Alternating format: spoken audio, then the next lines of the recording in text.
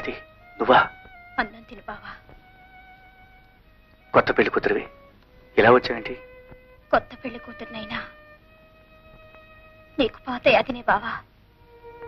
నీకు తిండి ధ్యాసే ఉండదని నాకు తెలుసు బావా. అందుకే నేను పరాయిదాన్ని అయిపోయినా నీకు ఆకలి అవుతుందని గుర్తొచ్చి అన్నం పెట్టాలని వచ్చాను.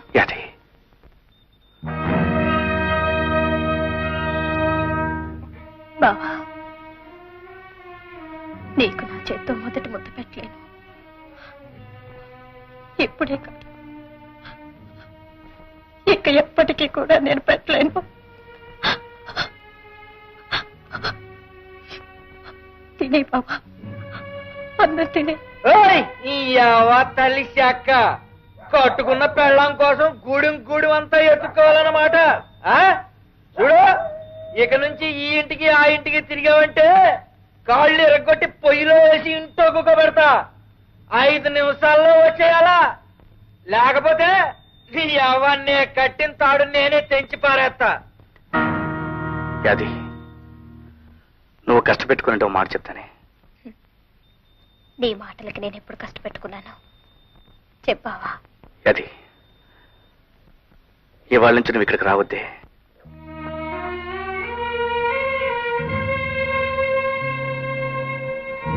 అవును, అది ఆ భద్రే ఒట్టు మూర్ఖుడు, మంచివాడు కాదు. నువ్వెక్కడున్నా సుఖంగా ఉండాలని నా కోరిక.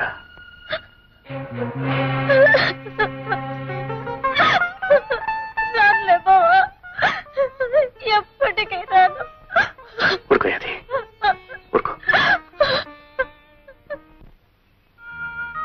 అది నువ్వా? ఏమిటి కొత్త పెళ్లి కూతురువనా? ఈ మధ్య రావటం మానేసా? ఒకడికి పెళ్ళాన్ని అయిన తర్వాత ఇదివరకులా రాలేదు కదా అమ్మాయి గారు. మీతో ఓ మాట చెప్దామని వచ్చాను. ఏమిటిది?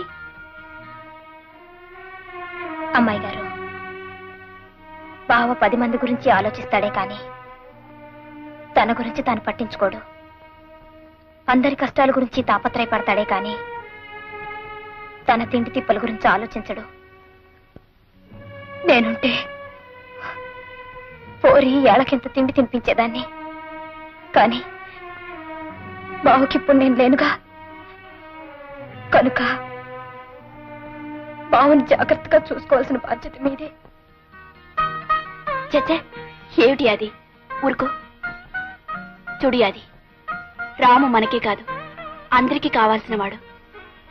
అటువంటి మనిషికి తోడుగా ఉంటాం, అతని కష్టసుఖాలు చూసుకోవటం ఒక అదృష్టం. ఇక నుంచి రాము బాధ్యతంతా నేనే చూసుకుంటాను. సంతోషం అమ్మాయి గారు, సంతోషం. బావుకి మీరు తోడుగా ఉండాలి. దీపం లాంటి బావుకి ఊపిరి లాంటి సౌరు మీరవ్వాలి. ఆ దీపం అందరి కోసం ఎలగాలి. వెళ్ళొస్తాను అమ్మాయి గారు, వెళ్ళొస్తాను. మళ్ళీ ఎప్పుడు వచ్చే ఊళ్ళోకి? ఏంటి అలా చూస్తున్నావు? నీ కళ్ళకి నేను అందంగా కనిపించడం లేదా? నీకేంటే బ్రహ్మాండంగా ఉన్నావు. అయితే ఇంకే ఒక 5 రూపాయలు ఇచ్చేసి ఈ ఆల్టికి నన్ను కొనేసుకో. అయితే ఇదిగో 5. ఆడదాని విలువ 5 రూపాయలు అనుకున్నావరా? అచ్చే, నిన్ను కన్నది కూడా ఆడదేరా, దాని విలువ కూడా 5 రూపాయలేనా? ఆడదాన్ని చెయ్యట్టుకోవడం కాదురా. నువ్వు అసలైన మొగాడివైతే ఆ పెంటయ్య గాడి పని పట్టు, లేదా ఆడదానిలో చేతులు గాజులు తొడుకో. గాడిద మళ్ళీ నాకు కనిపించే చంపేస్తాను వేదవనాయన. చూడు బాబు, ఈ ఊర్లో బడెట్టి నలుగురికి బుద్ధి చెప్పి ఊరిని ఉద్ధరిద్దామని వచ్చావటగా. కానీ ఒక విషయం, ఈ ఊరు మారాలంటే ముందు ఆ పెంటయ్య రాఘవయ్య లాంటి పెద్ద బుద్ధి చెప్పు, అప్పుడే ఊరు బాగుపడుతుంది. మాస్టారు, ఎవరా అమ్మాయి? మతిలేందా? మతిలేంది కాదు బాబు, మనుషులంతా కలిసి దాన్ని అలా తయారు చేశారు. అంటే అది గూడెంలో ఉన్న ముసలయ్య కూతురు. ఒకప్పుడు ఎంతో ఆనందంగా జీవితం గురించి ఎన్నో కలలు కంటూ ఉండే అమాయకమైన కన్నెపిల్ల.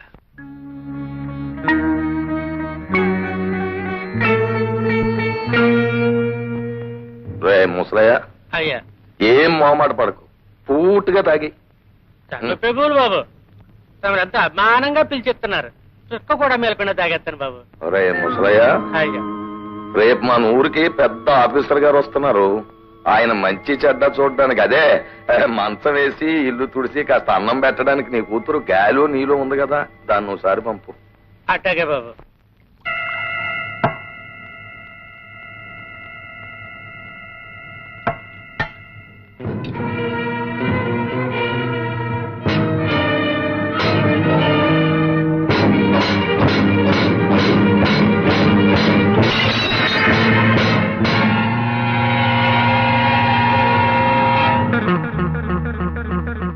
ఆ విధంగా పెంటయ్య ఆ ముసలయ్య బలహీనతను ఉపయోగించుకుని అతని కూతురైన నీళ్లు బతుకుని నాశనం చేశాడు. నిజం తెలుసుకున్న ముసలయ్య గుండె పగిల్చొచ్చాడు. కొంతకాలం పక్క ఊళ్ళోని వాళ్ళ అత్తమ్మ దగ్గరే ఉండి ఈ మధ్య వచ్చింది. పెంటయ్య ఇంత దారుణంగా ప్రవర్తిస్తుంటే అడ్డుకోవడానికి ఎదిరించడానికి ఎవరో ఎందుకు సిద్ధపడ్డం లేదు? ఆ భూమి అమ్మి నా కూతురు పెళ్లి చేద్దాం అనుకుంటున్నాను బాబు. అది కాస్త లాక్కుంటే దాని పెళ్లి జరగదు, దాని బతుకు అన్యాయం అయిపోద్ది బాబు. అవునరా, కన్న తండ్రివి, నువ్వు ఆలోచించాలి. నీ కూతురు పెళ్లి విషయం బొటకనేలు ఉంది కదా అని నొక్కేసి అప్పట్టుకుపోయావు. ఆ అప్పు సంగతి నేను మర్చిపోయి నీ కూతురు పెళ్లికి వచ్చి అత్యంతలు చల్లమంటావా? ఏటీడు రాఘవయ్య బాబు, తమరు దేవుళ్ళు అటోరు, తమరైనా చెప్పండి బాబు న్యాయం. వారు పిచ్చోడ, దేవుడు కూడా పద్ధతి ఉందిరా. మేకని, కుక్కని, పుల్ని, కోడిని పుట్టించినట్టు దేవుడు 2 జాతులు పుట్టించాడు, ఉన్నోడని లేనోడని. మేక చచ్చే వరకు మేకలాగే ఉండాలి, కోడి చచ్చే వరకు కోడిలాగే ఉండాలి, లేనోడు చచ్చే వరకు లేనోడిలాగే ఉండాలి. అది ధర్మం. దేవుడు పెట్టి న్యాయం మనం ఏం చేయలేం, ఈ జన్మకి ఇంతే అనుకోవాలి. ఏమిటే అంచేత ఆ 2 గుంటల భూమిని మన పెంటగా రాసేయి. కారణం కాగితాలు సిద్ధం చేయవయ్యా. బాబు గారు, ఊరికే బాధపడిపోకరా. దేవుడి న్యాయం ప్రకారం వచ్చే జన్మలో నువ్వు గొప్పడు కావచ్చు, నేనేమి లేనోడు కావచ్చు. ఇదిగో ఆడు వచ్చే జన్మలో కోడిగా పుట్టొచ్చు, మన కారణంగా కుక్కలా పుట్టొచ్చు. ఇప్పుడు ఎప్పుడు అప్పు అప్పు అని తిరిగే మన ఏరయ్య గారు కూడా అప్పునిచ్చే సావుకారుగా పుట్టొచ్చు. నేను ఆడి దగ్గరికి అప్పుకెళ్లే బికారు నా కొడుకుగా పుట్టొచ్చు. ఎవరికి తెలుసు? బాబు పెంటయ్య బాబు, వచ్చే జన్మలో నీకు ఎంత డబ్బు కావాలంటే అంత డబ్బు వడ్డీ లేకుండా ఇస్తాను. ఒక 50 రూపాయలు బాబు. పరాస్కాలకి టైం కాదు. కన్నగారు కాగితాలు. రాము, ఆ కాగితాలు ఎందుకు లాక్కున్నావు? ఇవి కాగితాలు కాదు పెంటయ్య, పేదవాళ్ళ జీవితాలు తగలబెట్టడానికి నువ్వు తయారు చేసిన కాగడాలు, చదువురాని అమాయకులను అన్యాయం చేయడానికి నువ్వు వెళ్ళిన అబద్ధాలు. ఇవి ఉండడానికి వీల్లేదు. ఒరే రామో, ఏమిట్రా నీ పొగరు? చాలా కాలంగా గమనిస్తున్నాను.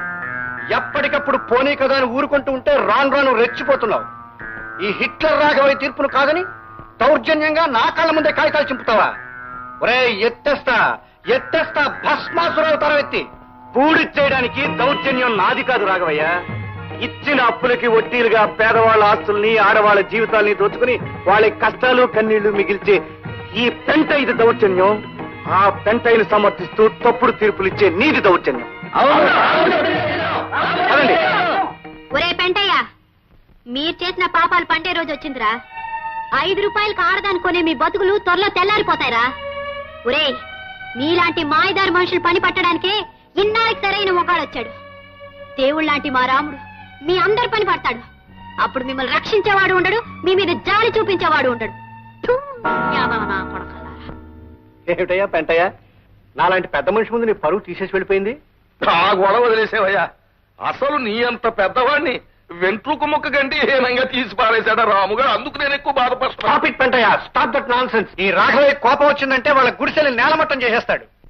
అవును బాబు, రాఘవయ్య గారు ఆడంటూ భద్రయ్య గారు వచ్చి గూడెల్లో అందరికీ చెప్పాడు. వారం రోజులుగా నేల పని కట్టకపోతే అందరి గుడిసెలు పీకించేస్తాడంట. చూసావా రాము, వీళ్ళు ఎంత దారుణాన్ని కొడిగట్టారో. బాబు, రేపటి నుంచి మేమంతా ఎక్కడ ఉండాలి, ఎలా బతకాలి బాబు? మీరేం కంగారు పడకండి, వాళ్ళ ఆట ఎలా కట్టించాలో నాకు తెలుసు. కనిపించుట లేదు. జంబులింగం అని పేరు గల మా నియోజకవర్గం ఎమ్మెల్యే మాకు కనిపించుట లేదు. గత ఎన్నికల ముందు ఓట్ల సమయంలో కనిపించిన వీరు ఎమ్మెల్యేగా ఎన్నికైన క్షణం నుంచి మా ఊరి ప్రజలకు కనిపించుట లేదు. నాయనా ఎమ్మెల్యే, నువ్వు కనిపించక మేమంతా ఎంతో బెంగ చెందుతున్నాము. నిన్నేమీ కోప్పడమని హామీ ఇస్తున్నాము కనుక వెంటనే వచ్చి కనిపించవలసింది.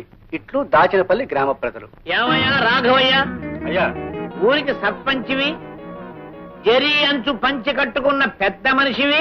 నేను నీకు కనిపించట్లేదు? కళ్ళు కూడా పెట్టుకున్నావు, కనిపిస్తున్నానా లేదా? తమరు కనిపించకపోవడం ఏమిటండి? ముస్తాబైన ముసిలి గంగిరెద్దులాగా దర్జాగా కనిపిస్తున్నారండి. కనిపిస్తున్నాను కదా. ఏమయ్యా నాకు ఈవేళేంటి? నాకు ఈవేళ వారానికి ఒకసారైనా కలలో కళ్ళజోడు పెట్టుకున్న చిన్న వినాయకుడిలా కనిపిస్తారు. మరైతే ఎమ్మెల్యే జంబులింగం కనిపించడం లేదని ఈ పేపర్లో ప్రకటన ఇచ్చింది ఎవరు?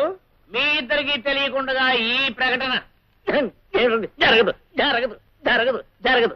చెప్పండి చెప్పండి చెప్పండి. జరగదు. ఈ పని చేసింది ఆ రాముగారేనండి, సందేహం లేదు. ఎవరా రాము? ఉన్నాళ్ళండి గూడెంలో రౌడీ వెధవ ప్రజలందరినీ నానా ఇబ్బంది పెడుతున్నాడు. మాలాంటి పెద్ద మనుషులను అవమానపరుస్తున్నాడు. ఇది పేపర్లో వేసి తమను కూడా అవమానపరిచాడు. ఎవడా రౌడీ వెధవ? రౌడీలకి రౌడీని, గోండాలకి గుంటాని, బందిపోట్లకు బందిపోట్ని. పక్కలేదా? మీరు వెళ్ళి తేల్చుకురండి, మేము మేమే తెలుసుకుంటాం. అయితే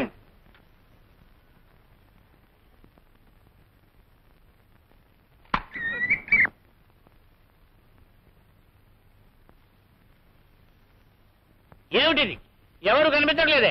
ఎక్కడ నా ప్రజలు? ఎక్కడా?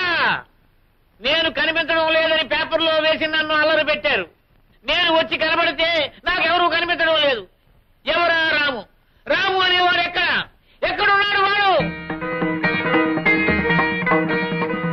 స్వాగతం. ప్రజాప్రతినిధులకు సుస్వాగతం. ఎవరు నువ్వు? మీరు మర్చిపోయిన ఈ గ్రామంలో బతికే ఒక మనిషిని, ఈ గూడుపు వాడిని. పేరు రాము. నువ్వేనా నేను కనిపించట్లేదని పేపర్లో వేసింది? మరి ఇప్పుడు నేను కనిపించడానికి వచ్చాను. ఎవరు కనిపించలే? ఎందుకు కనిపించాలి? మిమ్మల్ని తమ ప్రతినిధిగా ఎన్నుకున్న ప్రజల మంచి చెడ్డ మీకు కనిపించలేదు. వాళ్ళ కష్ట సుఖాలు మీకు కనిపించలేదు. అలాంటప్పుడు వాళ్ళెందుకు మీకు కనిపించాలి? కూడు గుడ్డ లేకుండా పశువుల కన్నా హీనంగా వాళ్ళు బ్రతకడం మీకు కనిపించలేదు. వాళ్ళెందుకు మీకు కనిపించాలి? దీనంగా హీనంగా చావలేక బ్రతకలేక వాళ్ళు పడే అగచాట్లు మీకు కనిపించలేదు. వాళ్ళెందుకు మీకు కనిపించాలి? మీరు ఉద్ధరిస్తారని కనిపించాలా? మీరు ఉపకారం చేస్తారని కనిపించాలా? చెప్పండి, చెప్పండి ప్రజాప్రతినిధి గారు. ఏ పూట గంజి తాగుతున్నారో, ఏ పూట ఆకలితో మగ్గుతున్నారో తెలియకుండా తమ జీవితాన్ని, తమ పేదరికాన్ని 4 తాటాకుల కింద దాచుకున్న అమాయకులు వీళ్ళని వీధి పాలు చేయాలని ఈ ఊరి పెద్దలు కుట్ర చేస్తున్నారు. మా గోడును మేము ఎన్నుకున్న ప్రజాప్రతినిధితో చెప్పుకునే అవకాశమే మాకు లేదు. మా పట్ల మీ బాధ్యతని గుర్తు చేయాలని నేనే ఆ ప్రకటన వేయించాను, మిమ్మల్ని ఇక్కడికి రప్పించాను. రాముకే! రాముకే! రాముకే! రాముకే! రాముకే! రాముకే!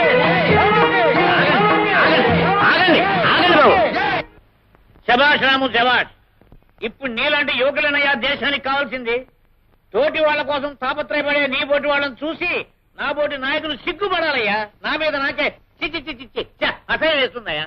1,00,000 పనుల్లో మీ సమస్యలు పట్టించుకోలేకపోయాను. ఇప్పుడు లెంపలేసుకుంటున్నాను.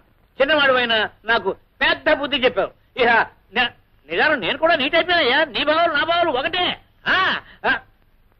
చూడు తాత, ఇక నుంచి నీకే కష్టం వచ్చినా కాకితో గౌరవించు. దాని రెక్కలు పట్టుకుని నేను వచ్చేస్తాను. చెల్లెమ్మా, ఇక నీ కుటుంబ సమస్యలు ఏమన్నా నాతో చెప్పుకో. నేను నీ తోడబుట్టినవాడిని అనుకో. రేయ్ బుద్ధిగా, నేను రా మీ తాతనే. రేయ్ ఇదిగా, నేను హైదరాబాద్ వెళ్ళా నీకు బిస్కెట్ పంపిస్తాను. బాగా చదువుకో. చదువుకు నా ఎంతవాడు వాళ్ళు. చూడవయ్యా రాము, నేను కూడా ఒక గుడి చేసుకుని మీ మధ్యలో ఉందాం అనుకుంటున్నానయ్యా. ఇదేటండి బాబు, ఉన్న గుడిసెలే పీకించేస్తామన్నారు సర్పంచ్ గారు. సర్పంచ్ లేదు, గర్పంచ్ లేదు. నేను హామీ ఇస్తున్నాను. ఇవి మన గుడిసెలు. వీటిని దేవుడు కూడా పీకలేడు, ఎవడూ పీకించలేడు. ఈ గుడిసెలు మనకు శాశ్వతం, పెర్మనెంట్. మీ సహాయానికి చాలా థ్యాంక్స్ ఎమ్మెల్యే గారు. కృతజ్ఞతలు నాకెందుకయ్యా. మనం అంతా కలిసి దేశమాతకి చెప్తే బాగుంటుంది. భారత్ మాతకి, భారత్ మాతకి. కొట్టలేవయ్యా సన్నాసి. ఇలారా, ఇలారా. చూడు రాఘవయ్య, ఈ పెంటైన పక్కన పెట్టుకుని నువ్వు ఎలా బతుకుతున్నావయ్యా? నువ్వు అలా వెళ్ళేవో లేదో నీ మీద 100 చెప్పడం మొదలెట్టాడు. నువ్వు వచ్చావు, కోడి కూర పీత పులుసు కింద మార్చేశాడు. అమ్మ పెంటయ్యా. ఇదిగో వాడు వాటం